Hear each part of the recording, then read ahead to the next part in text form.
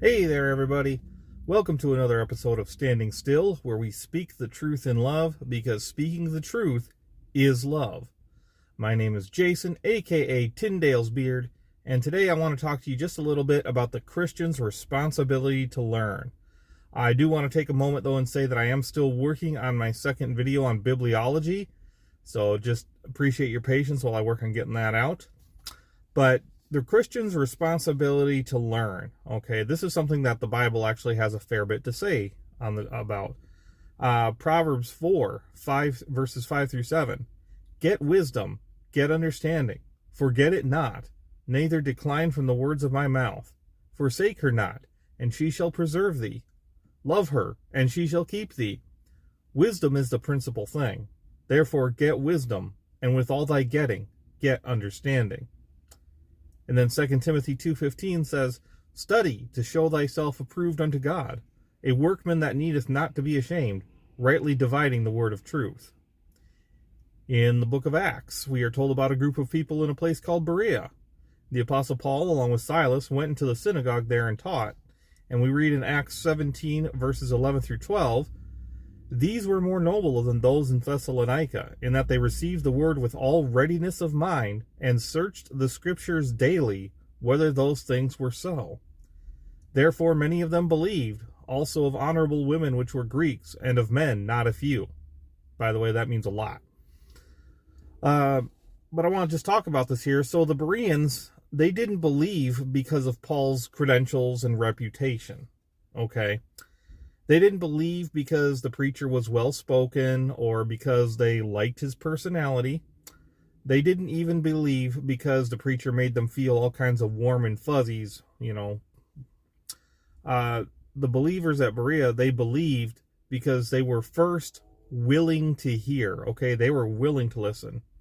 And then second, because they used their brains, and they didn't just take Paul's word for it, they went back and they searched the scriptures to see if what he was telling them was the truth. Now, this is an excellent model for us, okay? Too often, people are willing to listen to any preacher they come across, and then that's as far as it goes. They don't question the teaching. They just accept it because, hey, he's a preacher. He must be right. But this is foolish, okay? I know plenty of men who sound like great preachers and teachers, but a little bit of scriptural digging often reveals a gross amount of heresy. Okay. So we need to look and see what the point is that the preacher is trying to make. Were the quoted passages used in the proper context? Does the preacher's interpretation match with the rest of Scripture? Is the preacher prone to broad assumptions and speculation? See, these are the kind of questions we need to be asking, because nowhere in the Bible are Christians told to turn off their brains and just go with whatever the pastor or the evangelist has to say.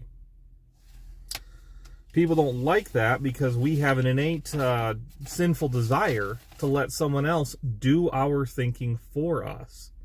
This is why we're often told, don't question the experts, okay? So the main thing I want to focus on today then is this thought. And this is something that I've taught my children often. I repeat it to them often. It's very important, okay? So here's the thought. A teacher must teach, but it is incumbent upon the learner to learn.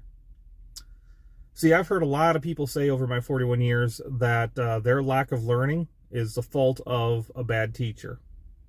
Okay, now there are bad teachers out there. I would agree with that. But more often than not, I have found that you can learn even from a bad teacher. So people will say, well, you know, the teacher should explain things better. I didn't understand because it wasn't explained well enough. But did you ever stop to consider that maybe it was explained well in the simplest terms possible, and that you didn't understand it because of your lack of learning?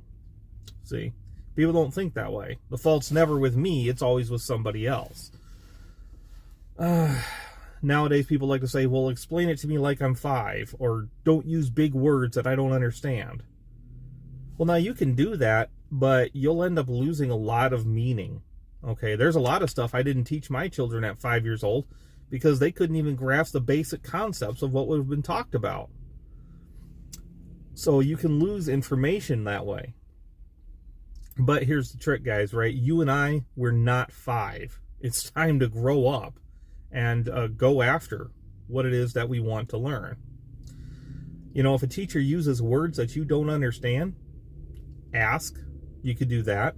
Better yet, you could look up the definition yourself.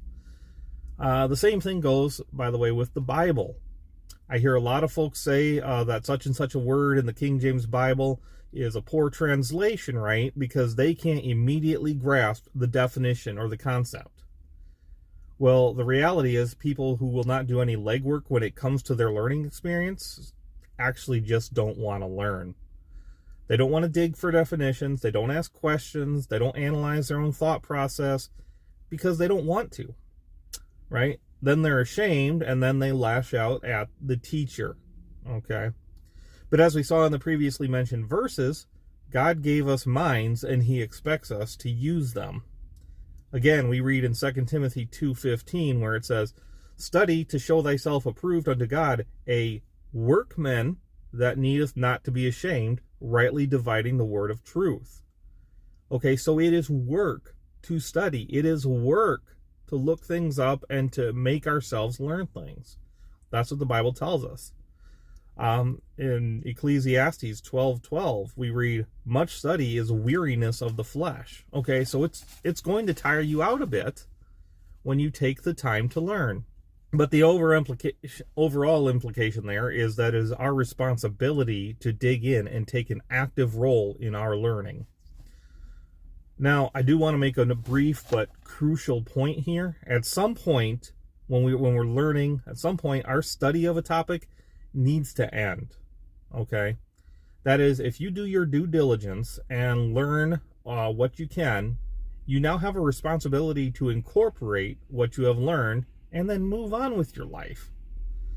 There's no need to continually study out on only one or two topics. In fact, the Bible tells us in 2 Timothy chapter 3 and verse 7 that there is a group of people who are ever learning and never able to come to a knowledge of the truth. I call these sort of people educated idiots. Now that sounds harsh, but that's exactly what they are. You know, they question basic Bible truths over and over again. They sometimes will use a lot of academic terminology. But at some point, we are expected to learn the truth, incorporate that truth into our lives, and move on. Maybe we need to refresh ourselves on the topic from time to time, but we're not to sit there and start the whole process over again, constantly questioning everything we believe. This is described for us in Hebrews chapter 5, verses 12 through 14, which says, "For when the time come, ye ought to be preachers, ye have need that one teach you again, which be the first principles of the oracles of God, and are become such as have need of milk, and not of strong meat. For everyone that useth milk is unskillful in the word of righteousness, for he is a babe. But strong meat belongeth to them that are of a full age, even those who by reason of use have their senses exercised to discern both good and evil." So what the Hebrews there are being told, right, is that by reason of use they should have had their senses exercised and they should know the things that they ought to know. But they weren't mature in their faith like they ought to have been. Okay? They had stunted their own growth. Maybe it was a refusal to learn. Maybe it was a refusal to incorporate what they had learned. You know, for a personal example, I remember as a new Christian, I directly asked some older people in my first church if they would mind mentoring me and helping me to understand the things of God. And the response was that they didn't feel qualified. Now, I don't question their sincerity or their honesty when they say that, but I do question why older saints, people who have been saved and in church for many years, do not feel qualified to explain even the most basic tenets of the Christian faith to a new believer. Now, another type of educated idiot is seen in the kind of people who raise pointless questions, okay? So these are questions that they sound deep, but they actually have no practical application whatsoever. Okay, you hear this a lot maybe from Bible college students or maybe even some Bible professors. Okay, they'll ask questions like, well, did baby Jesus cry as an infant? Or was the star that the wise men saw really a star? And that's the kind of question that makes you sit back and go, I wonder. But in the end, it has no spiritual application for your life whatsoever. It doesn't help you grow as a Christian. It doesn't help you live for Christ in any way, shape, or form. It's a silly, pointless question. Now, I also said earlier that, that educated idiots will question basic Bible truths. In other words, the Bible will provide clear, basic teaching on something like, say, modesty or alcohol. And these people will go out of their way to question what is really being said just because some pastor or some professor with a nice smile and winning personality came along and told them to question it. But so overall, okay, here's the takeaway, guys. We cannot learn if we are unwilling to work. Okay, we cannot learn if we refuse to incorporate what we study. And finally, we cannot be useful to others if we do not learn. There's a lot more that could be said about this topic. I just want to keep this video kind of short. But if you do have any questions or comments yourself that you'd like to share, I invite you to share those in the comment section below. If you like the video, please be sure to go ahead and hit the like button. Also, don't forget to subscribe to the channel and be sure to hit the notification bell so that you'll be the first to know when a new video drops. You can follow me on Twitter and Facebook, and if you want to support this channel, I would ask that you please go check out my Spreadshirt Store and consider making a purchase. And I will put all those links in the description of the video below. So, be learning, be discerning, and I'll catch you next time.